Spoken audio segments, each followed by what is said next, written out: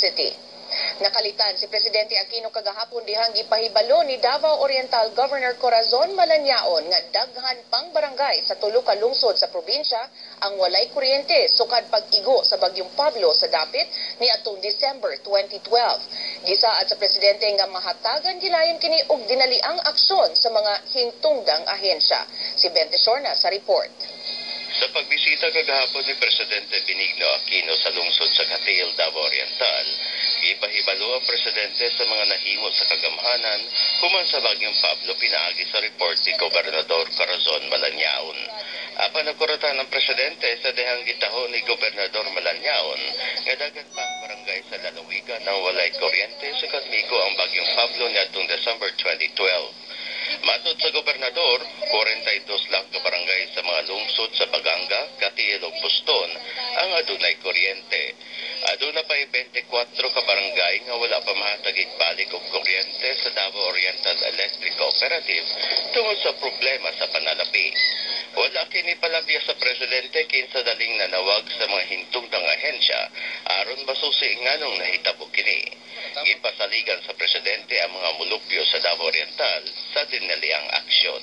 Sa kuryente po, kakatapos ko lang kausap si Secretary Abad, tinawagan na rin po si Secretary Petilla at ang ating pong NEA Administrator.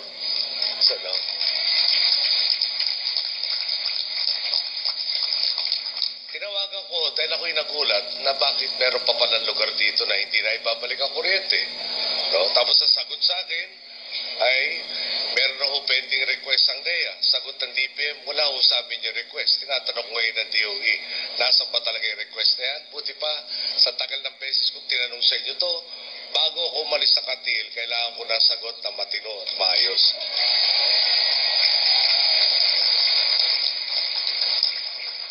At talaga naman, alam ko nila tayo bihira mawalan ng pasensya, wag sana nila subukan. Isaad-sab sa Presidente ngadto sa mga mulupyo sa Catiel ug sa ubang dapit nga naigo sa bagyo nga padayon ang kagamhanan sa rebuilding o rehabilitation efforts aron mabalik sa normal ang kinabuhi sa mga mulupyo sa dapit. Matod sa Presidente, migahin ang kagamhanan og 10.5 billion pesos alang sa Task Force Pablo. Hindi po hayaan ng inyong gobyerno na bumalik lang kayo sa dati ninyong kalagayan. Kung saan may agam-agam kayong sapitin muli ang parehong sakuna. Ang hangad po natin, siguro yung mas ligtas, mas matatag at mas maayos ang kondisyon na maistruktura ang ating ipapatayo. Nalangan ang pag-abot ni Presidente Aquino sa Catiel kagahapon tungod sa dili maayong panahon sa Catiel area. Miabot sa usa ka oras ang flight sa Presidente gikan sa Davao City hangtod sa Catiel kay mibalik sa agi ang tulo ka chopper sa grupo niini aron mamitpit sa baybayon padulong sa lungsod. Alas 12:15 na sa udto miabot sa Catiel ang Presidente inay alas 10 sa buntag. Si Presidente Aquino mao pay ikatulong presidente sa nasod nga may bisita sa Catiel. Unang gibisita ang lungsod ni Presidente Diosdado Macapagal ug ni kanhi Presidente Gloria Macapagal Arroyo.